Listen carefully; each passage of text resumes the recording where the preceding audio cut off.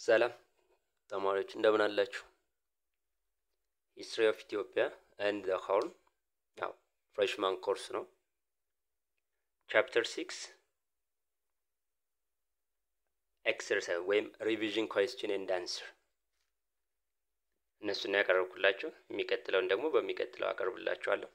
and my name is Mr. ጌታቸው. እንቀጥል ጥያቄዎችን በደንብ እያያችሁ አብረን እንስራ. መለማመጃ ጥያቄዎች ናቸው. የመጀመሪያው true false ነው. Jimma was the earliest of the Gibe states. አምስት የጊቤ ስቴቶች አሉ የመጀመሪያው እሷ ናት ነው የሚለው. The formation of modern map of Ethiopia was begun during Theodorus II and completed during Menelik II. ያሁኑ የኢትዮጵያ ካርታ የተጀመረው ወይም ዩኒፊኬሽን አንድነት የተጀመረው በቴዎድሮስ ነው በሚኒሊክ ተገባደደ ነው የሚለው. Muslim Oromo merchants of southwestern regions known as Jabarti. በሎንግ ዲስታንስ ጊዜ ሙስሊም ኦሮሞ ሜርቻንቶች አሉ እነሱ ጀበርቲ ይባላሉ. The land measurement system introduced during Haile Selassie first was called Qalad system. በኃይለ ሥላሴ ጊዜ ኢንትሮዲዩስ የሆነው የሜዠርመንት ላንድ ሜዠርመንት ሲስተም ቃላድ ተብሎ ይጠራል ይለናል. Number 5 the Ethiopian army at Tembin front when eastern Tigray was led by Rasimru Haile Selassie. በኢስተርን ፍሮንት በኢስተርን ትግራይ የሚመራው የኢትዮጵያ ጦር በራስምሩ ኃይለ ሥላሴ ነው የሚለን. ሞክሮ እናንተን አብረን እንስራ. እንቀጥል ወደ መልሱ. Jimma was the earliest of the Gibe states. አምስት የጊቤ ኦሮሞ ስቴቶች አሉ በ19ኛው መቶ ክፍለ ዘመን ፍሎሪሽ የሆኑት. የመጀመሪያዋ ጊቤ ነች ጅማ ነች ነው የሚለን. ጅማ አይደለችም ሊሙ ኢናራያ ትባላለች. አምስት ናቸው አይደለም የጊቤ ስቴቶች የመጀመሪያዋ ሊሙ ኢናራያ ስለዚህ ፎልስ ነው. The formation of modern maps of Ethiopia was begun during Theodorus II and completed during Menelik. ያሆነ የኢትዮጵያ ማፕ ፎርሜሽኑ ወይም ዩኒፊኬሽን ሙቭመንቱ የተጀመረው በአጼ ቴዎድሮስ ዳግማዊ ቴዎድሮስ ነው በሚኒሊክ ደግሞ ተገባዷል ይለናል. The answer is true. ትክክል ነው. Muslim Oromo merchants of southwestern region known as Jabarti. ጀበርቲ ተብሎ ይጠራሉ ነው የሚለው. የተለያዩ በሎንግ ዲስታንስ ትሬድ የተለያዩ ግሩፖች አሉ. ጀበርቲ፣ አፍካላ፣ ሳፋሪ፣ ጀላባ ተብሎ የሚጠሩት. ጀላባ ተብሎ የሚጠሩት በሱዳን ኢትዮጵያ የሚነግዱት ናቸው. ሳፋሪ ወደ ሶማሌ ኬንያ የሚሄዱት ናቸው. ጀበርቲ ተብለው የሚጠሩት ደግሞ የኖርዘርን ኢትዮጵያ ሙስሊም ሜርቻንትስ ናቸው. ሳውዝ ዌስተርን ወይም ኦሮሞ ሙስሊም ሜርቻንትስ አፍካላ ይባላሉ. ስለዚህ the answer is false. The land measurement system introduced during Haile Selassie first was called Qalad system. Qalad system ትክክል. ከሱ በፊት ከኃይለ ሥላሴ በፊት የነበረው land owning system ጉልት ወይም ርስት ይባላል. ስለዚህ answer is true. The Ethiopian army at Tembin front ወይም eastern ትግራይ በራስምሩ ኃይለ ሥላሴ ይመራል ነው የሚለን. በሶስት ዳይሬክሽን ነበር በኢስተርን አንደኛው በሴንተር ሌላኛው በዌስተርን. ስለዚህ በኢስተርን የሚመራው ወይም በተምቤን ፍሮንት የሚመራው ራስ ሙሉጌታ ይገዙ ይባላል. ስለዚህ the answer is false. ወደሚቀጥለው ጥያቄ እንሂድ. የሚቀጥሉት ደግሞ የቦታ ስሞችን ነው. ጦርነት የተደረገባቸው የቦታ ስሞችን እነሱን ፊል ማድረግ ነው.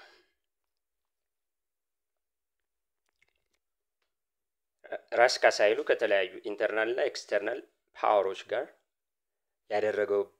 ያደረገውን ጦርነት የት ቦታ እንደሆነ ነው.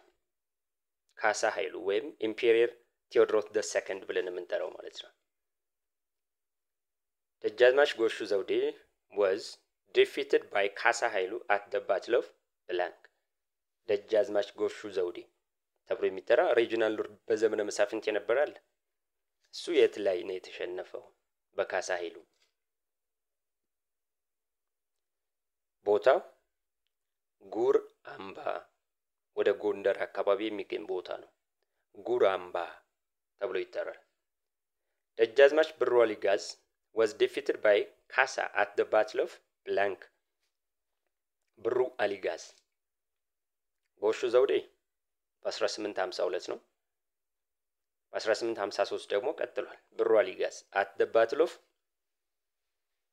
አሁንም ወደ ጎንደር አካባቢ ጣና አካባቢ ያለ ቦታ ነው ጎርጎራ ይባላል 1853 አሁንም በ1853 ራስ አሊ የመጨረሻው የጁ ኦሮሞ ዳይናስቲ ወይም ወራሽን ዳይናስቲ ቢትወደድ ወይም ራስ የነበረ ነው እሱ ደግሞ የት ነው የተሸነፈው ነው የሚለን 1853 ላይ at the battle of አያሻል ጎጃም አካባቢ ነው የመጨረሻው የዘመነ መሳፍንት ሪጂናል ሎርድ የነበረው ደጃዝማች ውቤ he was defeated by the Kasa at the battle of blank እሺ ገምቱ ወደ ራስ ዳሽን አካባቢ ያለ ቦታ ስም ነው መጨረሻም ኢምፔሪየር ቴዎድሮስ the second ብሎ የነገሰበት ቦታ ነው at the battle of ደረስጌ ከዛ በኋላ ካሳ ኃይሉ he crowned himself as Emperor Theodorus the second አምስተኛ ካሳ ኃይሉ defeated by Egypt at the battle of ካሳ ኃይሉ 1848 በግብጽ ወታደር ተሸንፎ ነበር የት ነው ደባርቅ ተብላ ትጠራለች እንቀጥል ኢሴ ፓርት ነው ኢሴ ባይሆንም ይሄን ያክል የሚከብድ ባይሆንም ለመለማመጃቸው ይሆናል እንያቸው በመጀመሪያ እናንተ ሞክሯቸው right characteristics of ዘመነ መሳፍንት in Ethiopia በኢትዮጵያ ዘመነ መሳፍንት ተብሎ የሚጠራለ ምን ይመስል ነበር social political characters or features of Ethiopia ምን ይመስል ነበር ነው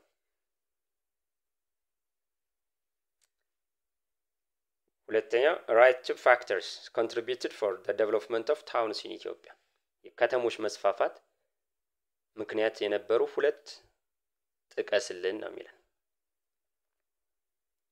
List three foreign powers fought with Ethiopia during ዮሐንስ the fourth በአፄ ዮሐንስ ጊዜ ሶስት የውጭ ሀገር ኃይሎች ኢትዮጵያ ጋር ተዋግተዋል እነማን ናቸው ነው Right terms of agreement during Adwa Treaty በግብጽ በብሪቲሽ ተወክላ ቅኝ ግዛት ተይዛ ስለነበር ኢትዮጵያ ደግሞ በአፄ ዮሐንስ ተወክለው አድዋ ላይ የተደረገ ነው ሌላ ስምም አለው ህይወት ትሪቲ ምንድን ነበር ስምምነታቸው ነው የሚለን ሁሌም ጥያቄዎቹን በመጀመሪያ ተረዷቸው ጥያቄውን ከተረዳችሁ በኋላ ወደ መልሱ ትሄዳላችሁ What were the major problems of Ethiopian patriots resistance during Italian invasion of 1936 up to 41 Major problem ችግር የነበረው ለኢትዮጵያ አርበኞች ከ1936 እስከ 41 በጣሊያን ወረራ ጊዜ ምንድነው ነው የሚለው እሺ የመጀመሪያው እንሂድ Right characteristics of ዘመነ መሳፍንት በኢትዮጵያ ዘመነ መሳፍንት ከ1769 እስከ 1855 ዘመነ መሳፍንት the era of lords or the era of princes ተብሎ ይጠራል ምን ይመስላል social political economical condition አንደኛው insecurity of life and property because of frequent civil war የተረጋጋ የሆነ ህይወት ደህንነት አይሰማቸውም ነበር ምክንያቱም በተደጋጋሚ ጦርነት ነበር to get the title of ራስ ቢትወደድ king maker ለመሆን ወይም the guardian of the puppet kings in ጎንደር ላይ ያሉ ንጉሶች አሉ ግን ስልጣን ሪል እንትን አልነበራቸው የነሱ ጋርዲያን ለመሆን ወይም ቢትወደድ ለመሆን በየጊዜው ጦርነት ነበር religious controversy over the question of the birth of Jesus በኢየሱስ ክርስቶስ አወላለድ ኦርቶዶክስ ቸርችን ካቶሊኮች እርስ በራሳቸው ግጭት እንዲፈጥሩ ወይም ልዩነት እንዲፈጥሩ አድርጓቸዋል። በዚህ ምክንያት የኦርቶዶክስ ቸርች ከለርጂዎች በየቦታው ያሉ ሪጂናል ሎርዶች ጦርነት የሚያደርጉ ሪጂናል ሎርዶችን ማስታረቅ አልቻሉም። ሌላኛው ሶስተኛው list the three foreign powers fought with Ethiopia during ዮሐንስ the fourth በዮሐንስ አራተኛ ጊዜ ሶስት የውጭ ሀገር ወራሪዎች ኢትዮጵያ ጋር ተዋግተዋል። እነማን ናቸው ነው? ሀገሮቹን መጥቀስ ነው። አንደኛ ኢጅፕት ነች 1876 and 75 በ1875 እና 76 ጉንደትና ጉራ ከተባለ ቦታ ላይ ተሸንፋለች። ሌላኛው ማህዲስቶች ናቸው ወይም ሱዳን 1885 1889 መተማ ላይ 1885 ኩፊት ከተባለ ቦታ ላይ። ሶስተኛዋ ኢታሊ ነች ዶጋሊ ከተባለ ቦታ ላይ 1887 500 የሚደርሱ የኢታሊ ወታደሮች በራስ አሉላ ተገለዋል ለወረራ ሲመጡ። ስለዚህ ሶስት ናቸው ማለት ነው። ሱዳን፣ ኢጅፕት፣ ኢታሊ። ራይት ተርምስ ኦፍ አግሪመንት የስምምነቱ ባድዋ ወይም ህይወት ትሪቲ ተብሎ በሚጠራው ስምምነቶችን ግለጽ ነው የሚለን። በግብጽ በኩል ኢጅፕት agreed to leave or to return ቦጎስ ተብሎ የሚጠራ ኤሪያ የኢትዮጵያ የነበረውን ፓርት ኦፍ ኤሪትሪያ የሆነ ማለት ነው። እሱን ለኢትዮጵያ ለመመለስ free access to the sea for Ethiopia including firearms የጦር መሳሪያን ጨምሮ በነጻነት ኢትዮጵያ በምጽዋ በኩል እንድታስወጣ እንድታስገባ ስምምነት አድርገዋል። ለዚህ መልስ ደግሞ ኢትዮጵያ ተስማማቸዋል። to help the safe evacuation of the trapped Egyptian army along the Ethio-Sudanese border 1881 ኢጅፕት ሱዳንን ይዛለች። 1880ዎቹ አካባቢ ግን 83 84 ግን ማህዲስት ተብሎ የሚጠሩ የሱዳን ሪሊጂየስ እና ናሽናሊስት ሪቫይቫሊስት ግሩፖች ግብጾችን እየተታኮሱ በኢትዮጵያና በሱዳን ድንበር ትራፕ አድርገዋቸዋል፣ ኢንሰርክልድ አድርገዋቸዋል እና ህይወታቸው መትረፍ የሚችለው አንድና አንድ በኢትዮጵያ ድንበር አድርገው ሲሄዱ ነው፣ በኢትዮጵያ ግዛት። ይሄን ለመርዳት ዮሐንስ ተስማምቷል። በዚህም ራስ አሉላ ልኮ ኩፊት ከተባለ ቦታ ላይ ማህዲስቶችን ካሸነፈ በኋላ በነጻነት ግብጾች እንዲሄዱ አድርጓል ማለት ነው። ሌላው what were the major problems of Ethiopian patriots resistance during የኢትዮጵያን አርበኞች ችግር ምንድን ነበር ነው? አንደኛው lack of coordination among themselves እርስ በራሳቸው ኮኦርዲኔሽን አልነበራቸውም። ሪጂናል ቤዝድ የነበረ ነበር። አንድ ወጥ የሆነ ኃይል አልነበራቸው። ሌላኛው lack of the provision food ሎጂስቲክ ሜዲሲን የተለያዩ ነገሮች እነዚህ ሁሉ ችግሮች ነበሩ ማለት ነው። ሌላው ባንዳ ተብለው የሚጠሩት ታምነው ነገር ግን ምን የሚሉ ለኢታሊ ይሰሩ የነበር ማለት ነው። እንቀጥል። አራተኛው ፓርት ቾይዝ ነው። እያንዳንዱን በደንብ ጥያቄውን ተረዱት። ከዛ ወደ መልሱ እንሄዳለን። Which one was correct about the long distance trade of Ethiopia during the 19th century? ለ19ኛው መቶ ክፍለ ዘመን በኢትዮጵያ ሎንግ ዲስታንስ ትሬድ አለ። የትኛው ነው ኮሬክት የሆነው? እንቀጥል ሞክሩት። ኤ ማሪያ ትሬዛ served as medium of exchange internationally ማሪያ ትሬዛ ተብሎ የሚጠራው ከብር የተሰራ ሳንቲም ለውጭ ሀገር ወይም ለኢንተርናሽናል ትሬዱ እንደ ገንዘብ ሆኖ ያገለግል ነበር ነው የሚለን። slaves were the main export item የሰው ኃይል ወይም ባሪያ main export item ነው የሚለን። Muslims were the dominant traders አብዛኞቹ ነጋዴዎች የእስልምና ተከታዮች ናቸው። D all are answers። The answer is D or R answers. ሁሉም ትክክል ናቸው።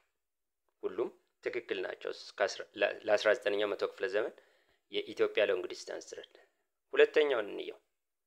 Who ended ዘመነ መሳፍንት in Ethiopia? ማን ነው ዘመነ መሳፍንትን በኢትዮጵያ ended ያደረገው? ካሳ ምርጫ፣ ካሳ ኃይሉ፣ ራስ አሊ፣ ሚኒሊክ the second። ቀላል አይ ቲንክ ይሄ። አደራችሁን ግን ሰብስክራይብ ማድረግ እንዳትረሱ፣ ኮሜንትም። The answer is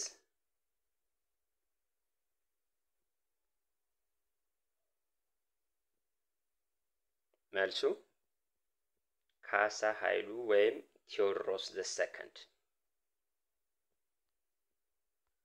እንቀጥል።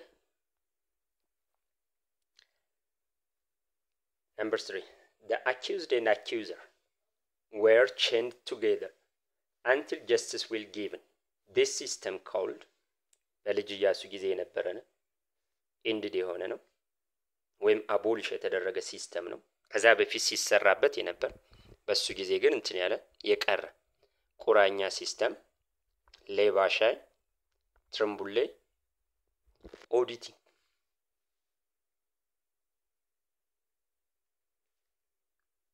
accused and accuser ከሳሽና ተከሳሽ አንድ ላይ ታስረው ይቀመጣሉ ፍርድ እስኪሰጥ ድረስ። ይሄ ሲስተም ምን ይባላል ነው? ቁራኛ ተብሎ ይጠራል። ቁራኛ ሲስተም በልጅ ኢያሱ ምን የተደረገ ነው? ኢንድድ የተደረገ ነው። ቁራኛ ሲስተም በልጅ ኢያሱ ኢንድድ የሆነ ነው። ስለዚህ ቁራኛ ሲስተም ተብሎ ይጠራል። ሌባሻይ ክሪሚናል ዲቴክሽን ሲስተም ወንጀለኛ መያዣ ሲስተም የነበረ ነው። ትርምቡሌ ፖሊስ ነው፣ የከተማ ፖሊስ የመጀመሪያው። ሌላው አራተኛ during Hiwot Treaty of 1884 Egypt promised to conduct on its behalf was blank.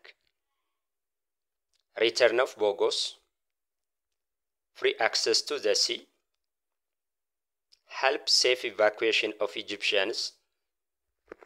A and B are answer. ቀድም ያወራ ነው ሂወት ትሪቲ ወይም አድዋ ትሪቲ በግብጽና በአጼ ዮሐንስ ወይም በኢትዮጵያ መካከል የተደረገ ድርድር ነው። ስለዚህ በግብጽ በኩል ምንድነው የተስማማች ነው የሚለን ጥያቄው። ፕሮሚስ የገባችው the return of Bogos ቦጎስን ለመመለስ ብለናል ቀድም። yes. free access to the sea for Ethiopia. yes. help safe evacuation of Egyptians. ይሄ ኢትዮጵያ የተስማማችው ነው። ስለዚህ the answer is ማን ነው መልሱ ሊሆን የሚችለው?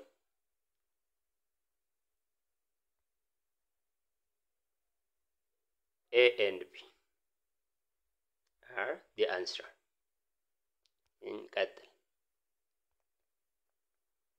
Number 5. Who was not viceroy of Italy in East Africa? Graziani, Badoglio, Duke of Aosta, Mussolini. ቫይስሮይ ማለት የቅኝ ገዢ ቶክ አስተዳዳሪ ማለት ነው። አገረ ገዥ ማለት ነው። በኢስት አፍሪካ ኢትዮጵያን፣ ሶማሊያን፣ ኤርትራን ካንድ ላይ አድርጋ the East African Italian colony በሚል እንትን ብላለች። who was not viceroy አስተዳዳሪ ሆኖ ያልተሾመ ማን ነው ነው የሚለን። ከነዚህ አስተዳዳሪ ያልሆነው ግራዛኒ ሁለተኛው ቫይስሮይ ነው። ባዶግሊዮ የመጀመሪያው ነው። ዱክ ኦፍ ኦስታ ሶስተኛው ነው። ስለዚህ the answer is ሞሶሎኒ። ሞሶሎኒ አጠቃላይ የጣሊያን መሪ ነው እንጂ የነበረ የኢስት አፍሪካን እንትን አልነበረም። ስለዚህ the answer is ሞሶሎኒ። አመሰግናለሁ ተማሪዎች። ትብብራችሁ አይለየን። ሰብስክራይብ ማድረግ፣ ሼር ማድረግን፣ ኮሜንት if there is any question and comment, please write on the comments and I will immediately responded። ሰላም ደሩ። ሰላማችሁ ይብዛ።